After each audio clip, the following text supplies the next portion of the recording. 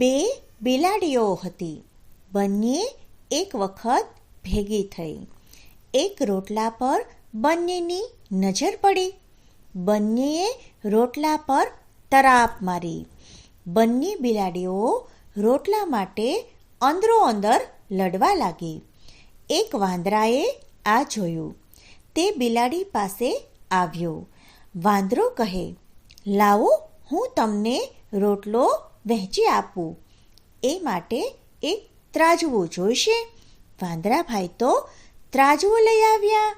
તેણે તો રોટલાના બે ટુકડા કર્યા, એક નાનો અને બીજો મોટો. ત્રાજવાના પલ્લામાં તેણે એક ટુકડો મૂક્યો. મોટા ટુકડાવાળું પલ્લું નીચું નમ્યું. નમેલા પલ્લામાંથી વાંદરાએ ટુકડો લીધો. તેમાંથી વાંદરાભાઈએ થોડું ખાધું. હવે બીજું પલ્લું નીચે નમ્યું. વાંદરાભાઈએ તેમાંથી પણ ટુકડો ખાધો.